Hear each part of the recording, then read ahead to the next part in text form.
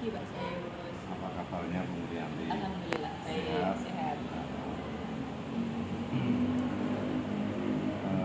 Bu Rianti, kita pagi hari ini kita melakukan coaching terhadap Bu Rianti tentang apa yang tadi Bu Rianti lakukan selama pembelajaran bulan 8 ya.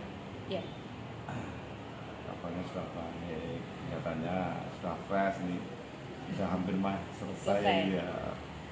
Ya, saya ucapkan selamat sampai pada saat ini masih bisa mengikuti program PGP di angkatan 4 ini.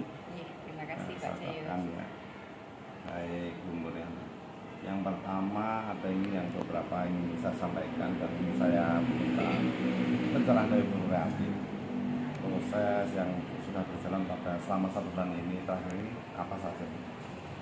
1 bulan ini saya masih ya istilahnya pembelajaran biasa sih Pak, tapi intinya ilmu yang sudah saya dapat selama pendidikan di calon guru penggerak itu step by step itu saya implementasikan di anak didik saya, di sekolah saya bersama dengan teman-teman maupun siswa-siswa.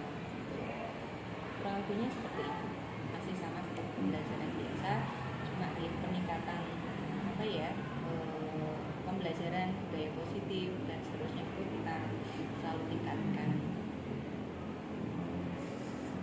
Pencapaian apa sih yang diperoleh selama 1 bulan terakhir ini? 1 bulan terakhir ini kalau saya merasa sama sih seperti panen raya yang kemarin sudah saya dapat ya saya lakukan. Jadi pembelajaran yang dari modul 1 sampai 3 itu kan setiap modul langsung aksi nyata dan itu sudah saya implementasikan di kelas saya sendiri.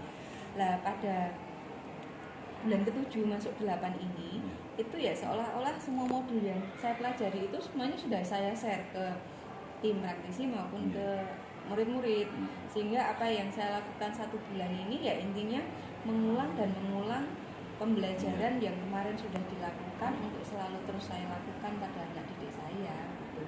Capaiannya ya 1 bulan ini saya merasa lebih plong dalam artian anak-anak itu terlihat lebih gembira.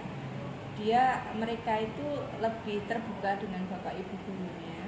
Yang dulu mungkin pernah saya sampaikan ke Pak Jayus bahwa anak-anak itu seolah-olah close ketika pembelajaran dengan guru, sekarang itu di kegiatan pembelajaran ataupun di suasana informal di luar kelas mereka mau bergabung dengan kita, sekedar menyapa atau bahkan datang untuk sekedar sharing permasalahan yang mereka hadapi. Jadi saya melihatnya komunikasi antara pendidik dengan saya, dengan anak-anak, dan anak-anak dengan saya dan bapak ibu guru itu lebih terbuka dan lebih nyaman Pak. Pembelajaran terasa lebih nyaman ya apa? Iya. Filosofi Iya. manis seperti Iya, manisnya. Baik Bu, terima kasih sudah melaksanakan capaian itu dilaksanakan sudah tercapai dan baik Bu. Untuk berikutnya adalah kita diskusi refleksi tentang perubahan dalam pembelajaran yang sudah diterapkan selama 8 bulan ini Bu. Yang ingin saya ketahui Bu Rianti, setelah Ibu menjalani 8 bulan pendidikan guru penggerak ini, perubahan apa yang dirasakan yang berkaitan dengan kompetensi Ibu sebagai guru? Perubahannya seperti apa? Ya, perubahan yang signifikan yang saya rasakan di kompetensi sosial Pak. Sosial ya? Iya, sosial emosional. Jadi kalau dulu saya mungkin merasa segala sesuatu itu harus perfect sesuai dengan apa yang saya inginkan. Setelah saya belajar di CGP ini, saya merasa bahwa setiap orang itu punya rotasinya masing-masing, dia punya dunia masing-masing dan saya nggak bisa memaksakan apa yang saya inginkan itu harus tercapai. Saya harus bisa memahami masing-masing keinginan mereka sehingga apa yang saya inginkan dan mereka inginkan itu selaras. Itu kemudian ya intinya di kompetensi sosial sih Pak, pengelolaan emosional saya juga lebih menurut saya lebih bagus, lebih tertata, jadi nggak terlalu emosional karena segala sesuatu ya minta perfect tadi. Sekarang saya lebih enjoy saja menjalani profesi saya sebagai guru, bahwa setiap orang ya punya ininya tadi, rotasinya masing-masing gitu kan, gitu. Itu Pak kalau Baik. perubahan teman saya. Perubahan sosial ya, Iya. terutama di Murian sendiri. Baik Bu, berikutnya adalah berdasarkan yang Ibu alami, perubahan apa saja yang terjadi pada diri murid Ibu setelah menjalani program 8 bulan ini? Dampak dari apa yang saya rasakan secara otomatis akan mempengaruhi ketika saya mengajar. Iya. Ketika saya merasa lebih nyaman dan bisa menerima orang lain, maka saya secara otomatis juga menerima murid saya itu apa adanya. Jadi ketika saya menghadapi murid yang taruhlah kemampuannya di atas rata-rata, ya saya bisa mengikuti atau mengajak dia untuk berlari. Tapi ketika saya bertemu dengan murid yang memang kompetensinya masih perlu dibimbing lebih, saya juga enjoy untuk ini. Jadi kalau dulu karena masih klasikal, wawasan saya belum merdeka tadi, segala sesuatu saya sampaikan sesuai dengan ini minat atau keinginan saya. Tapi setelah paham bahwa pembelajaran itu harus mengikuti kodratnya anak, mulai dari pengenalan yang pembelajaran berdiferensiasi dulu, itu saya sudah sampai sekarang itu melakukan pembelajaran di kelas itu secara different Pak. Jadi anak saya kelompokkan setiap pembelajaran, yang kemampuannya lebih saya kelompokkan, yang pada step kedua saya kelompokkan, masih di tahap awal banget itu saya kelompokkan. Sehingga yang cepat tadi saya stimulasi aja udah jalan, yang menengah dan kurang tadi itu perlu pembimbingan dan saya bimbing sampai nanti bisa selesai juga. Jadi pembelajaran saya kelompok modelnya Pak, kelompok-kelompok atau berdiferensiasi tadi, dan menstimulasi anak untuk bisa melakukan apa ya, kalau dulu namanya tutor sebaya itu, kalau sekarang kan ini nih pembelajaran yang sosial emosional itu bisa apa ya diterapkan anak-anak juga. Jadi targetnya itu adalah anak-anak paham, tapi bukan targetnya ketuntasan kurikulum. Seandainya dari target kurikulum satu semester ini harus sampai selesai di akhir ini, tapi kalau misalkan nanti nggak selesai ya kita akan membawanya ke semester 2 tidak apa-apa, karena memang masing-masing anak ini. Jadi lebih nyaman dan tenang lah Pak, intinya ngajar, dan anak juga menerimanya lebih santai. Anak-anak nggak seperti nggak terbebani gitu intinya begitu. Sebenarnya Ya bahagia tadi karena enjoy. sudah masuk di modul 2.1-nya gitu ya. Baik, terima kasih. Pendapat ini cukup memuaskan. Iya. Apa cukup memuaskan enggak ini selama perjalanan kita perjalanan. ini? Iya. Kalau saat menurut ini. saya sangat berarti buat saya, menambah wawasan saya, dan ya memuaskan menurut saya. Iya. Baik, terima kasih. Berikutnya Ibu, apa saja hal yang membuat perjalanan ini menjadi cukup menantang bagi Ibu selama perjalanan kita selama 8 bulan? Iya. Yang cukup menantang. Yang cukup menantang itu ketika berhadapan dengan murid yang setelah pandemi 2 tahun, itu apa ya, untuk membersamai mereka dengan memahami kebiasaan kodrat alam mereka yang berbagai macam latar belakang, kemudian kebiasaan mager malas geraknya mereka itu membuat tantangan tersendiri buat saya. Kemudian pembelajaran yang online kemarin juga ini ya berubah ke luring lagi, ini apa ya, perlu ini Pak, usaha yang tidak mudah. Terus yang paling ini adalah mengajak teman-teman satu tim praktisi untuk bareng-bareng maju sesuai dengan visi misi, karena baru saya yang ikut jadi. Tapi setelah ada yang masuk di tahap 7, 8, 9 itu teman-teman sudah mulai memahami bahwa di kurikulum merdeka itu karena pembelajarannya seperti itu. Jadi memang menantang ya Bu ya, selama 8 bulan ya. Selain Ibu Murianti sendiri selama angkatan 4 kan, Ibu Murianti sendiri itu menantang sekali. Karena sudah ada penerusnya gitu. Iya, ada Pak. Ada berapa? 2. Orang. Oke.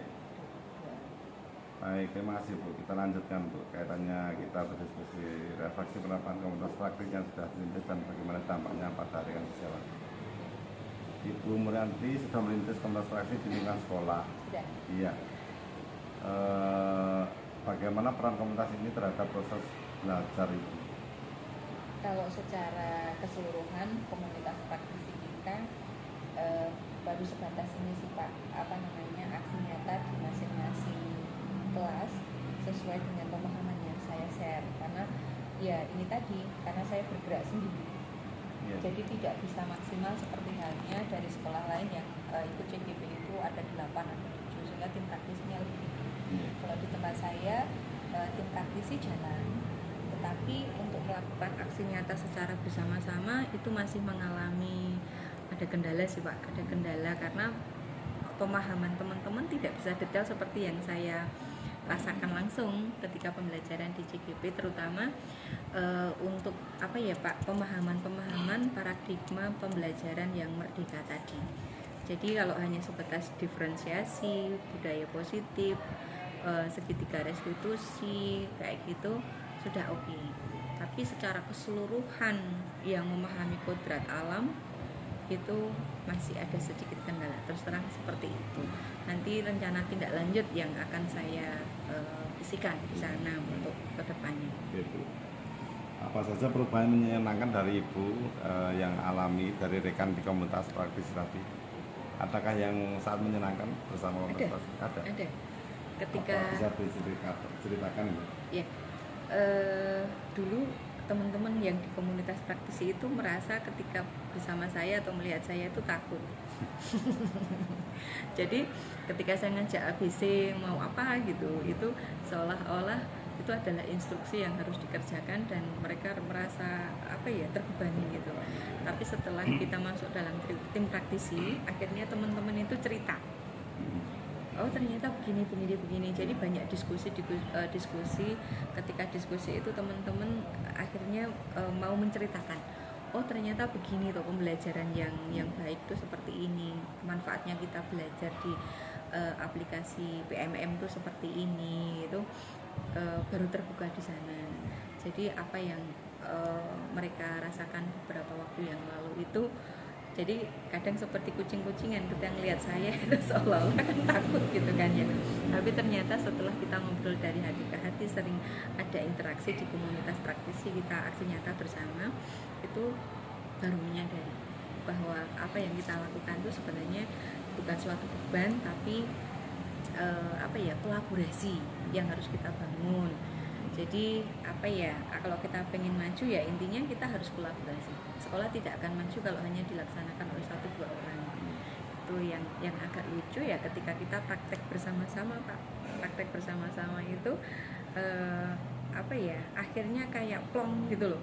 Kayak plongnya itu, oh ternyata kayak gini ya Bu Nur itu kayak gitu. Jadi curhat-curhatan akhirnya begitu. Curhat-curhatan. Kalau di dalam pembelajaran ini refleksi Pak. Iya, akhirnya kita bisa refleksi bareng-bareng. Oh ternyata keluhannya kemarin ini. Gitu. Terima kasih. Ini sudah sama memang ada yang menyenangkan ya ketika sama-sama tahu oh arahnya ke sini gitu. Iya. Baik tuh.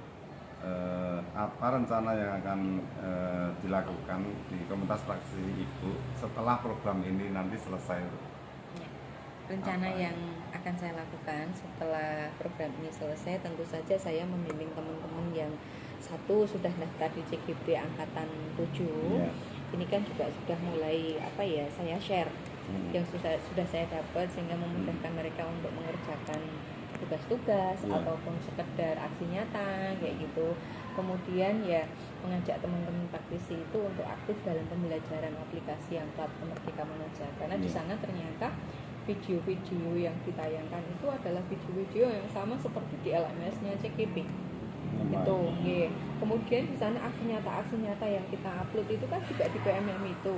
Jadi di sana ada pelatihan mandiri di mana guru yang tidak bisa berkesempatan untuk masuk di CGP tahun ini, itu mereka tetap bisa mengikuti pembelajarannya di sana. Sehingga rencana ke depan adalah kita selalu aktif memanfaatkan platform Merdeka Mengajar itu, Pak. Sementara itu, dan nanti kita coba implementasi di anak-anak di masing-masing kelas dan masing-masing mata pelajaran. Kebetulan besok ini saya ada acara gelar karya untuk pembelajaran P5 sekaligus kolaborasi untuk dasar untuk tiap jurusan. Jadi semua aktivitas kita lakukan bersama-sama dengan tim praktisi sekolah untuk memberikan atau memfasilitasi anak-anak. Baik Bu, setelah itu nanti mestinya itu kan pasti butuh dukungan. Lah apa dukungan yang ibu perlukan untuk komunitas praktisi itu agar bisa terus belajar bersama? Iya Pak, tentu saja saya perlu dukungan. Dukungan ini kalau dari pihak sekolah, kepala sekolah insya Allah seperti yang kemarin waktu di Loka beberapa kali Iya. itu Bapak Kepala Sekolah sudah menyatakan kesanggupannya support 100% dari kegiatan CGP yang sekarang ketika semuanya sudah selesai dipelajari dan nanti murni atau ini ya aksi nyata beneran, praktek nyata bersama anak-anak, itu tentu saja pendampingan Pak, pendampingan dari Dinas Pendidikan mungkin dalam hal ini seperti evaluasi masih tetap dilakukan, jadi tidak hanya sebatas pendampingan individu ini selesai, akhirnya selesai tidak, tapi harapan saya sebagai insya Allah guru penggerak itu tetap ada evaluasi dan monitoring dari dinas terkait alumni katakanlah begitu, sehingga seandainya kami ternyata dalam perjalanan itu melenceng dari paradigma belajarnya Ki Hajar Dewantara itu ada yang mengingatkan kembali, karena kami juga manusia biasa tentunya setelah belajar 9 bulan itu juga banyak hal-hal yang kita pelajari baru yang mungkin mengikis apa yang sudah dipelajari sebelumnya, sehingga dukungan yang saya harapkan adalah tentu saja dari Dinas Pendidikan yang memiliki kewenangan untuk melakukan evaluasi dari setiap yang dikerjakan oleh alumni-alumni CGP atau yang sudah insya Allah nanti menjadi guru-guru penggerak itu kalau yang selebihnya komunitas di sekolah sudah support 100%. Jadi dukungan yang saya harapkan adalah dari Dinas Pendidikan. Oke, baik Bu. Baik Bu Murianti, untuk kali ini kita akan berdiskusi tentang rencana belajar mandiri setelah program guru penggerak ini selesai dan penilaian evaluasi rencana dari CGP pasca pendidikan itu. Ada beberapa hal yang ini saya ketahui. Yang pertama, setelah Ibu menyelesaikan program ini, apa kompetensi kepemimpinan sekolah yang ingin Ibu kembangkan lebih lanjut? Iya, kompetensi kepemimpinan kepala sekolah yang ingin saya tindak lanjuti atau saya kembangkan itu terkait pengelolaan sumber daya manusia Pak.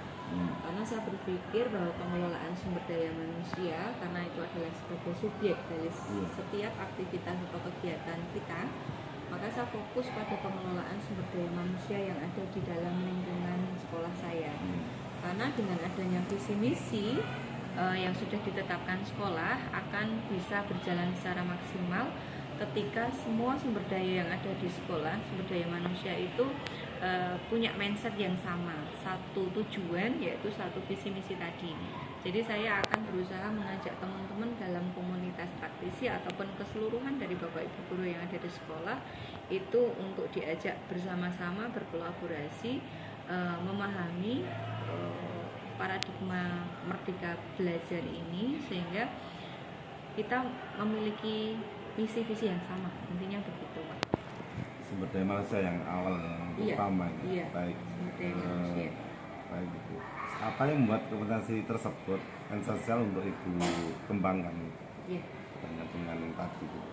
Iya Pak, menurut saya itu adalah sebuah kompetensi yang sangat esensial, karena ketika kita melakukan sebuah pembelajaran dalam paradigma baru ini, itu ujung tombaknya adalah Bapak Ibu guru, di mana Bapak Ibu guru itu adalah sumber daya manusia yang ada di sekolah.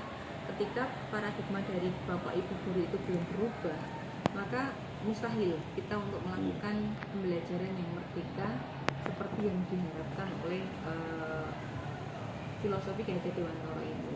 Sehingga yang paling esensial itu adalah pengelolaan sumber daya manusia atau SDM-nya terlebih dahulu. Ketika SDM-nya sudah tertata bagus, memiliki paradigma pembelajaran yang merdeka, maka apa yang akan dia transfer ke anak didik itu pastilah segala sesuatu yang sudah sesuai dengan yang diharapkan pada visi misi tadi. Gitu. Terus apa indikator keberhasilannya dari pengembangan kompetensi yang Ibu rencanakan tadi?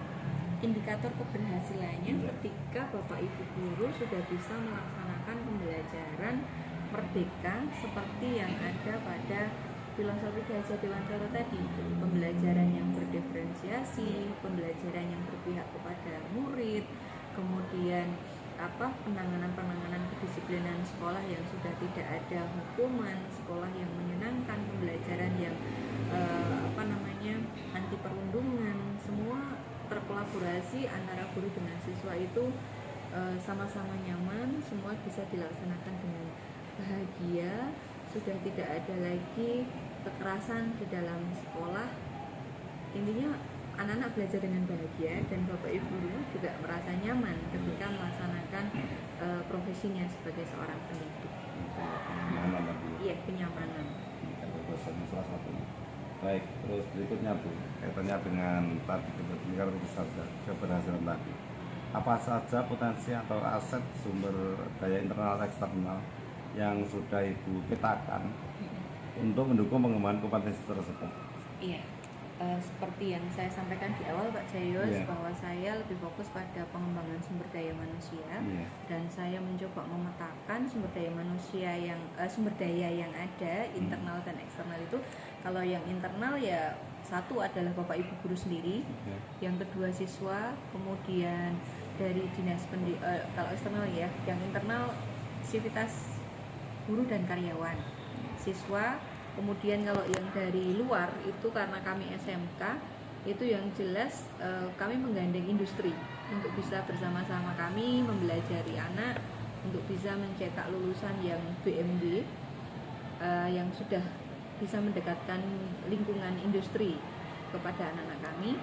Kemudian lingkungan luar lagi yaitu dinas pendidikan, kemudian komite ataupun orang tua dan masyarakat sekitar. Itu Pak. Ya.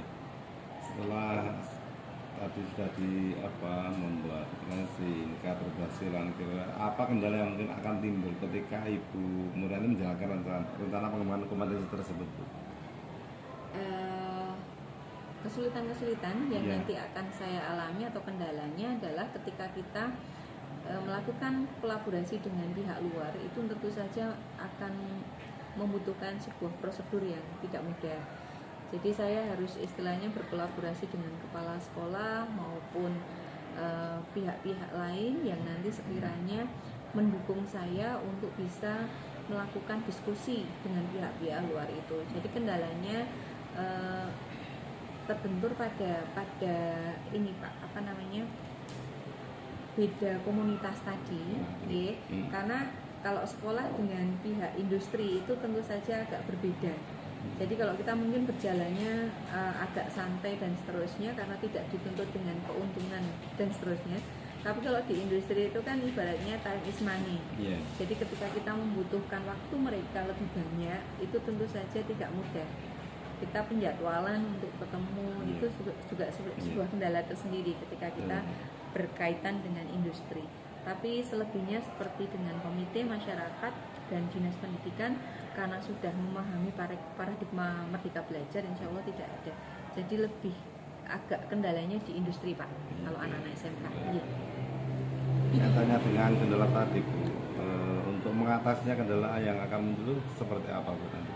Iya.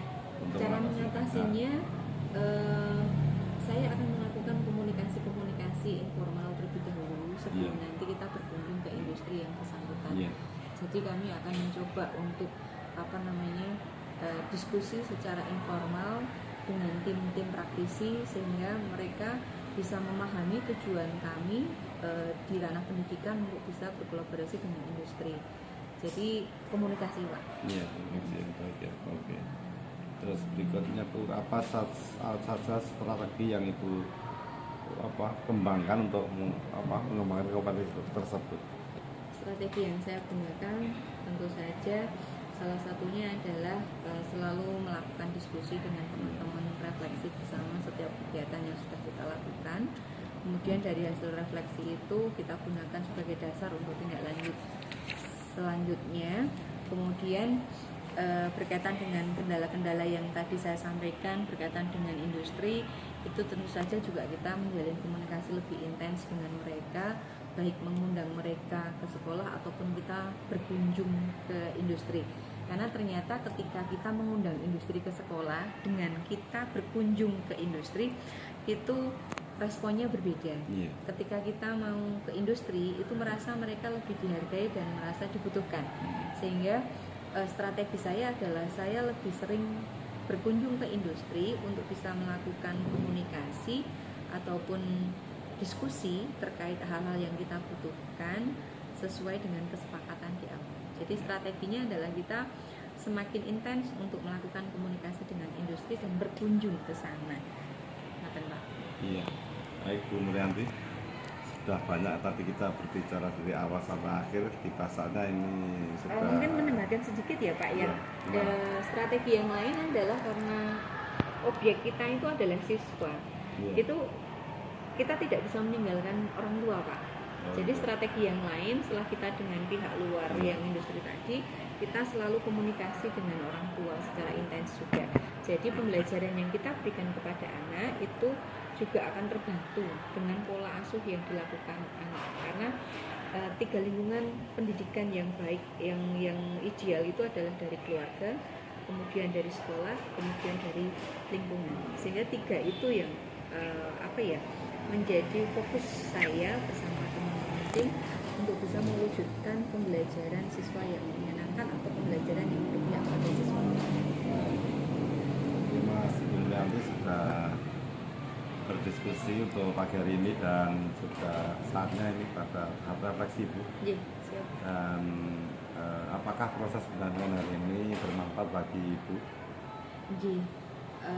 Pendampingan hari ini sangat Iya. berarti buat saya Pak, karena saya diingatkan kembali, flashback kembali dari pembelajaran saya dari modul 1 sampai dengan 3, kemudian merefresh saya lagi bahwa banyak program-program yang sudah saya laksanakan dan sedang maupun yang seharusnya nanti akan saya lakukan. Jadi ini menjadi bahan pengingat saya tentang semua tugas saya sebagai seorang ibu. Menurut Ibu, seperti apa manfaat pendampingan hari ini terhadap keseluruhan proses pendidikan yang dijalani? Manfaat keseluruhannya jelas besar sekali, seperti apa yang saya sampaikan tadi Pak. Meskipun nanti kita sudah tidak menjadi CGP dan insya Allah menjadi GP, itu kan tidak boleh ditinggal prung gitu, tapi harus ada pendampingan layaknya PI ini Pak. Nah itu yang melakukan siapa, monggo, kami menyerahkan kepada dinas, sehingga apa yang kami lakukan di lapangan itu masih dalam Pak, ada kontrol dari dinas. Jadi tidak dilepas begitu saja, tapi ada evaluasi sehingga ada progres yang naik atau turun setelah adanya guru penggerak di masing-masing komunitas sekolah. Harapan saya seperti itu. Dari situ sudah bisa diartikan bahwa pendampingan dari PP itu sangat membantu kami untuk bisa tetap dalam real pembelajaran yang seharusnya. Karena kami selalu diingatkan dengan tugas-tugas wajibnya kami sebagai seorang guru. Baik Bu, terima kasih untuk pendampingan yang untuk hari ini. Saya ucapkan terima kasih dan atas waktunya, setianya kita lakukan pendampingan pada hari ini, dan mestinya sampai akhir kata salah maafkan ya Bu. Saya yang terima kasih Pak, karena sudah didampingi semua ini.